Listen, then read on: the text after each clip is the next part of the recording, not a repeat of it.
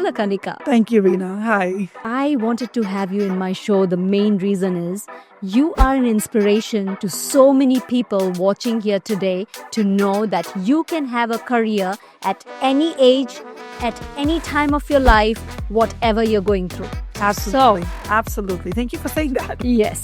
Tell me about your acting. I remember you mentioned that you actually did some acting back home. Yeah, in Canada. In Canada. Yeah. What was that about? So I have always been in the art and entertainment. So I was modeling for a long time. Like I'd done runways and commercials and, catalogs and all that stuff. I did commercials and short films and stuff like that.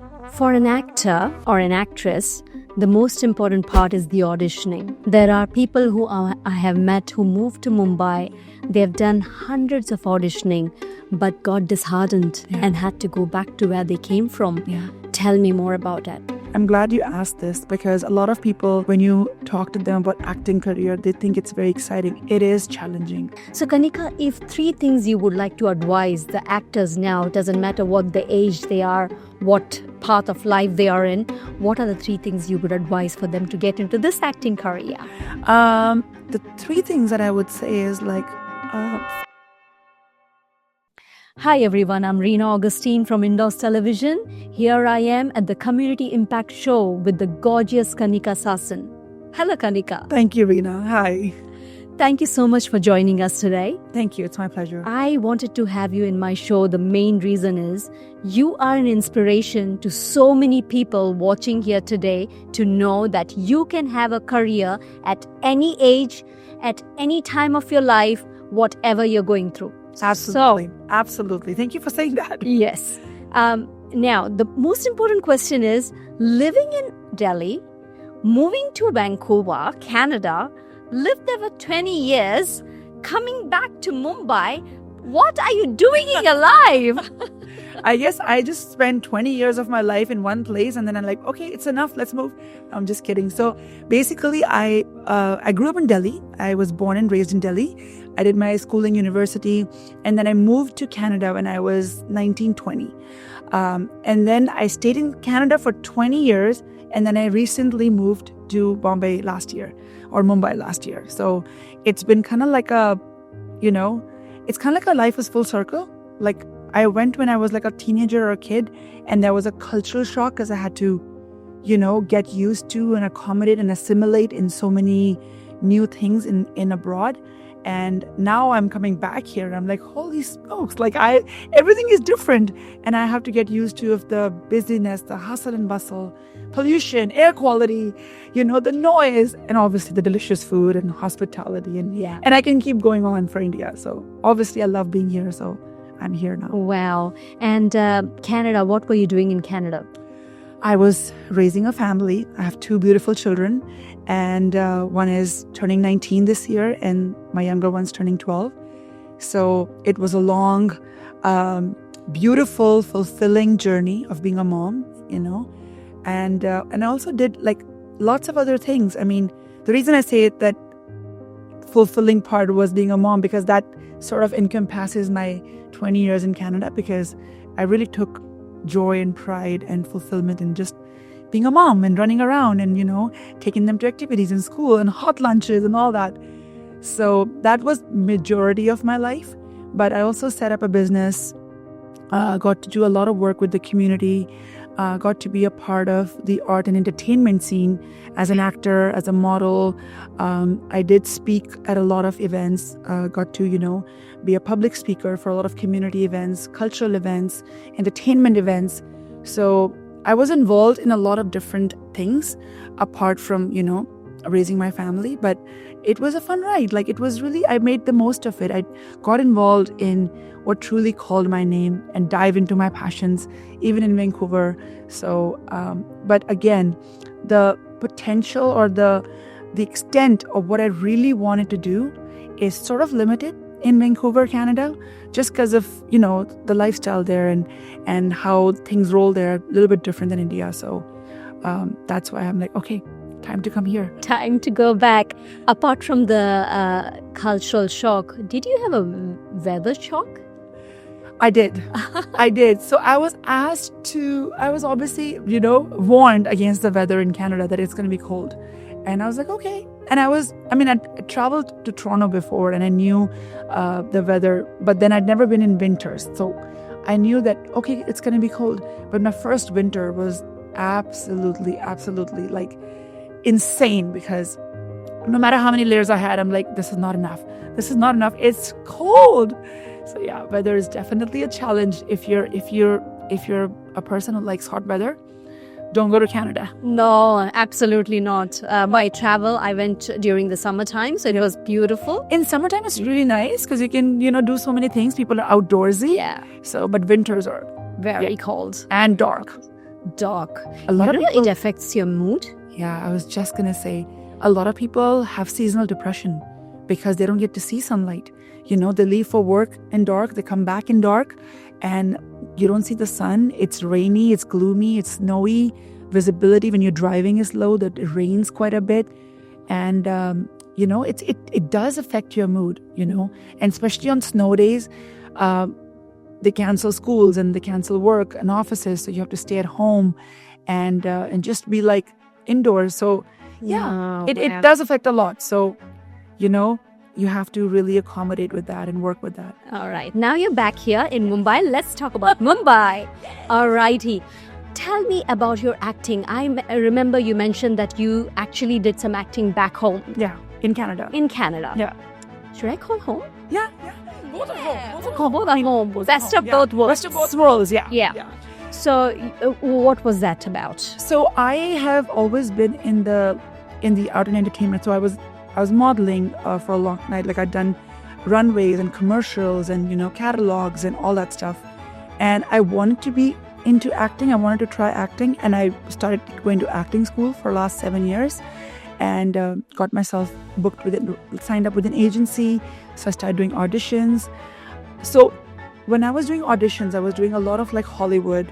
There's not a lot of Hindi movies work there in Canada, but there's a lot of Punjabi films so I was doing both ends of the spectrum. So I was auditioning for like English films and English shows, and I was also, going and talking to like Punjabi producers and Punjabi filmmakers and doing auditions there. So my major, like a big part of my work was a Punjabi feature film that I did last year. It's called Sardara and Sons. So it was shot in Canada, and I was the main lead, and that was like very exciting. I was on set for like 3 weeks, and it was like the best because the adrenaline, and I was like, oh my God, I'm actually making it happen. All those years of learning are actually coming into practice.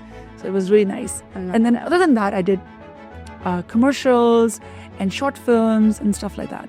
Yeah. Mm-hmm. For an actor or an actress, the most important part is the auditioning. There are people who I have met who moved to Mumbai.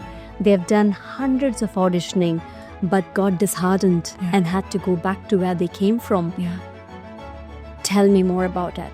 I'm glad you asked this because a lot of people, when you talk to them about acting career, they think it's very exciting. It is exciting. I mean, the reason I want to do it because it excites me. I love the art of it. I love the craft of it. I love that, you can emote, be a character, be different people in this one lifetime. So there's definitely like a creative fulfillment, but it is challenging. Like if I gave you a number at the top of my head, I've done like 500 plus auditions, and how much work have I booked? Yeah. So rejection is such a pivotal, huge component of being an actor. Like you audition almost like 3-4 times a week, and how many things you book, because again, it's competitive. It's oversaturated. There's a lot of talented people. And in an audition room, it's hard to sort of sell your talent or show your talent. Some people get nervous. It's like a lot of things. Right time at the right place, right opportunities, networking, your energy, the way it's a lot of things, right? So auditioning is the hard part, but again, there's no other shortcut. It is, you have to go through it to get through it. You know what I mean? So we all do it. We all do it. We all complain about it, but we all do it. Yeah. And the whole time period after you finish the audition and the next few days before you hear from the casting, like it's really like, your heart is on the line. I'm like, oh my God, this is anxiety or this is excitement or what is this? But yeah, it's hard. A lot of people, and I don't blame them. Like, I have a lot of empathy and compassion for actors. It's a very, very tough, like, business industry. You have to have thick skin. You have to be okay with rejection. You have to, navigate through a lot of diverse. You don't know what your day is going to look like. Yeah. You don't know what your tomorrow is going to look like. So, and you have to be okay with not having work for months, sometimes years. And a lot of actors have side gigs or side businesses or side hustles to pay their bills. So it's a whole different ball game. And once you're in it, you know what it takes to be in it. Yes. So do you have anyone in the industry?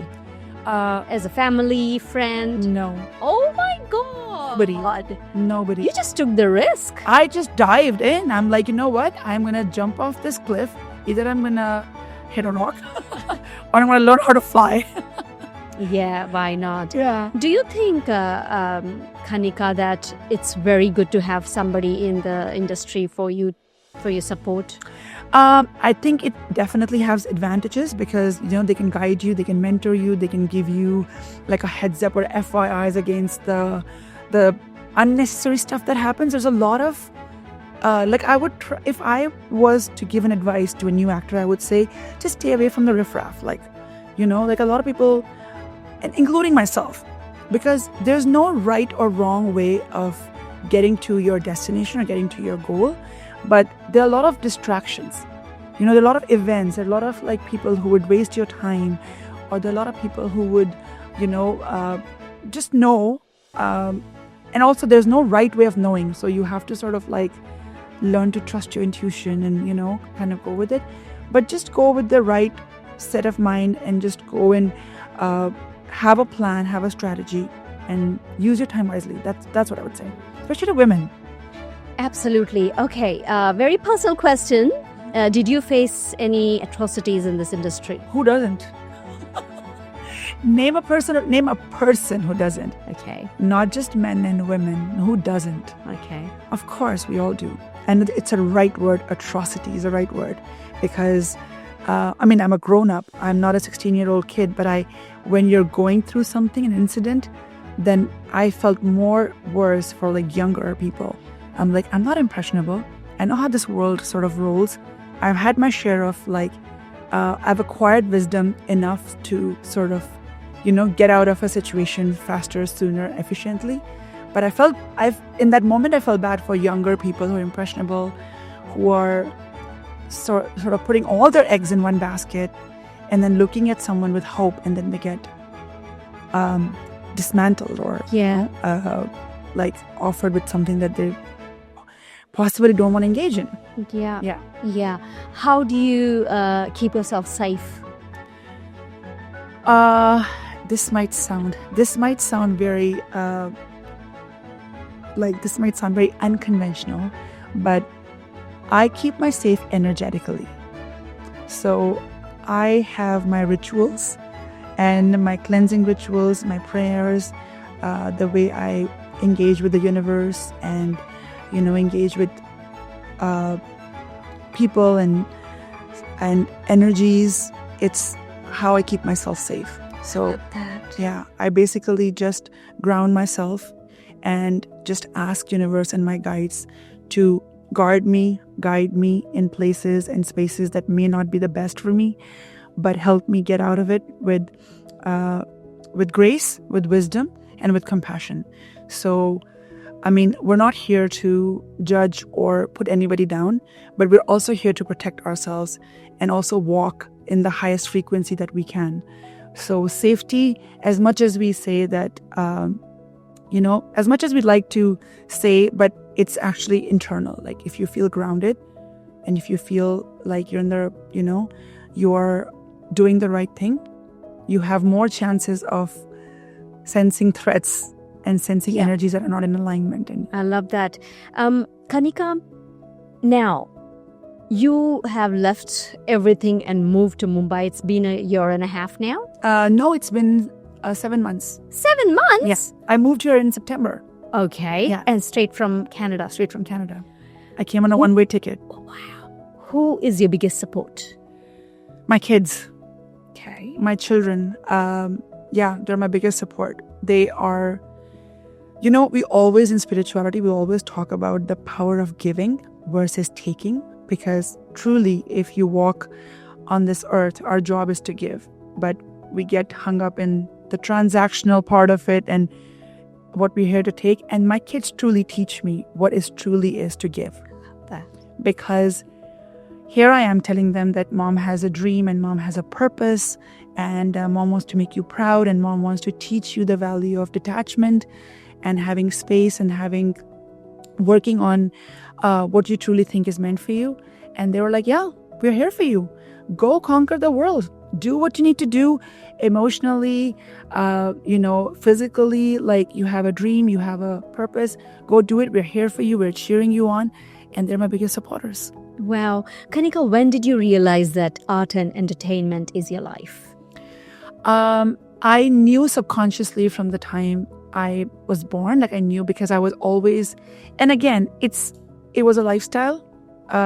When I was born in a very traditional family, so cinema was the rescue, the escape, and the source of entertainment. So I grew up on watching Hindi films. So when you grow up on something, it's a part of your DNA. It's like we talk cinema, we dance cinema. Everything was inherent. So I wanted to be a part of that life ever since I'd known. But in the last 10 years, where there was I was going through a lot of loss personally and grief, then I was like, you know what? I need to listen to my heart and do what makes me happy. Because life is not promised. Tomorrow is not promised. Money is not promised. Friendships are not promised. Relationships are not promised.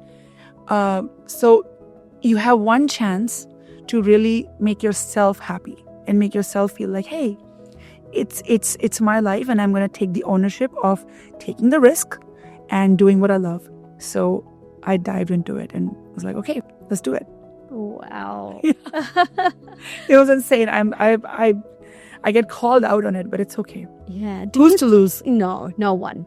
Do you think that confidence that you have is only because you left India and went to Canada, and that's where you developed your independence? The confidence actually is acquired. So, I mean, what is confidence? You learn to do a skill and then you become a pro at it and you're like, oh, I got this.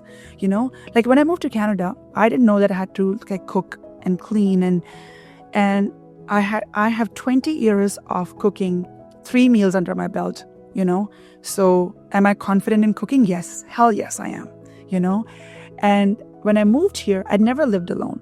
So things happen where something breaks down in the house and you're living alone, or your kitchen is on fire. That actually happened. And you have to navigate through those challenges. So when you get to the other side and you're like, okay, there was an adversity, I took care of it, I got it done, and now I'm moved on, that gives you confidence, right? So yes, I'm more confident because I've done things that I never thought I would do, and I've done them alone. So yeah, I feel like I have this newly built, I don't want to sound braggy, but I want to say in the most humble space that I do have confidence that if I can do this, I'm sure I can do other things too. Yeah. So have you always been this bubbly all your life? Yeah, always. I've always been this. Yeah. Some people find it annoying too. They're like, can you just calm down? I'm like, trust me, I'm working on it. Yeah. I meditate and I ground and I sit in silence, but this is who I am. No, we don't want you to be calm. Please stay the way you are. And you can be calm and bubbly too. So I'm trying to find the right balance. No, it's cool. The reason why I asked you this is there are so many times when a positive person you meet and you're like, how come this person is always positive? Are they just faking it? Yeah. Have you got that? Yeah. They're like, oh, how are you always happy? I'm like, that's how I like to show up in the world. And not because it's coming from a place of, I'm just borrowing something and I'm putting it as a mask. No, it's actually, to think is to create. You generate your own energy and then universe amplifies it. Yeah. Right? I listen to a lot of spiritual gurus like Joe Dispenza and Abraham Hicks, and they're like, if you're relying on any external source to be happy, guess what? Set yourself up for failure. True. So, that's why I said rituals. few things in the morning where you're like, okay, I'm responsible for my own happiness. This is how I'm going to navigate my day. This is how I'm going to ride the wave. I'm happy.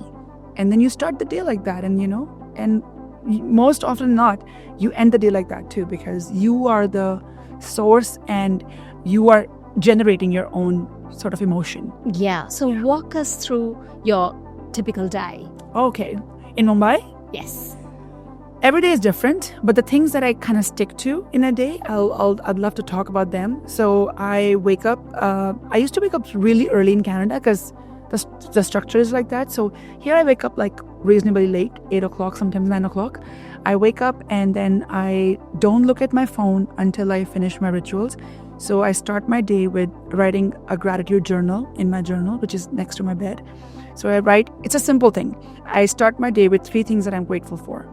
It could be like, oh, I woke up alive, or it could be as simple as that, or it could be like, oh, I had this really interesting conversation with Reena today, and she made me remind me of this. Like, it could be something more, integrate.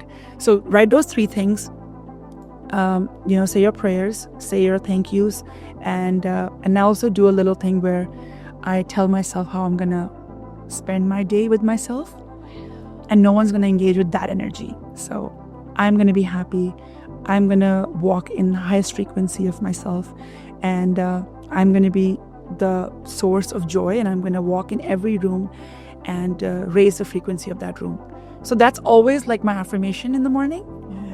And and then I go into like the regular, going to the gym. Oh my gosh, I love that. So important. Yeah. Time for yourself. Mornings. First thing what we do is check who has messaged us. Yeah. What has happened during that 8 hours we slept. Instead of what is important for me right now is being grateful that we are alive. We woke or even up. take a moment with yourself. Even if you don't feel gratitude, like if you're going through something, I also don't like to force gratitude where people are going through pain or people are going through some adversity. Like, check with yourself, check with yourself, talk yourself, take a breath, hold your heart, hold yourself before you take on the world and consume what the world is having and doing, because it's just non-stop. Then it doesn't stop. Once you took a look at your phone, you are a part of this commercialness and the work and the messages and all that. You know how I realized that one? I used to do that because I'm like, "Arey, sirf check hi to karna hai," and then I'll go back to sleep. No. You can never go Once back. a bug is in there. Because I'm like, oh, I have to reply that person because they have asked that question. Yeah. Oh my God. Yeah. That's when I said, okay, now when I wake up, the phone is going to be on the other room. Oh, wow. Because so you put it in the other room. Because I never put an alarm. I wake up. That's my routine. I wake up in my own time.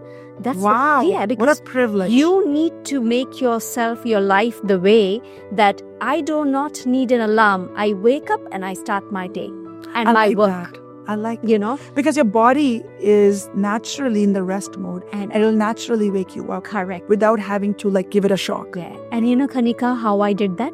I did what you did. I used to write that in my journal that I won this life. Wow. I wrote that since I was in school time, that when I wake up, I do not want to keep an alarm. Wow. It's crazy how bless. things we write, we manifest. Everything we're manifesting. Everything happens, we're manifesting. The things we hear, the things we engage in, the things we tell ourselves. Most importantly, the things we tell ourselves. Very important. Like your own thoughts. Yeah. Very important. Those amplify the fastest and the quickest and most scalability is your own thoughts. Yeah. So Kanika, if 3 things you would like to advise the actors now, doesn't matter what the age they are, what path of life they are in, what are the 3 things you would advise for them to get into this acting career? The 3 things that I would say is first thing I would say is just make it your own journey. Before you burden yourself with where do you see yourself or having 100 opinions, or make it yourself. Learn every day and carve your own path. Ride the wave, have fun. That's what I mean by make it yourself, make it your journey. Because who knows where we're going to end up. But at least we're having fun on the way. Yeah. And secondly, I would say that, don't take rejection personally, which we talked about. Like, it's not about you. It's not about the actor. It's just the nature of the industry. So, and if you can, keep going. Like, that's how it works. Who knows, after 500 auditions or 1,000 auditions, you'll get casted. So keep going. And number 3 is like, hold space for other actors. Because I think it's also like something we need to do as humans. But in the industry we are in, I feel because of the nature of the industry, like, it's the world of glamour, in the world of aesthetic, in the world of, like, they say sex, drugs, and rock and roll. Well, I don't know, but they say it. Hold space for other people's opinions, other people's backgrounds, traumas, and everything. Just hold space for it. So you're not jumping onto conclusions, and you're not going into any negative diaspora with them. I love that. Thank you so much for actually sharing that with us, Kanika. Pleasure to have you, and thank you for coming to the show. Thank you so much, Reena. It was wonderful talking to you. We actually got into a lot of deep stuff very quickly. So thank you for prompting that. I appreciate it. Thank you. Oh my God, so amazing you are. Wow.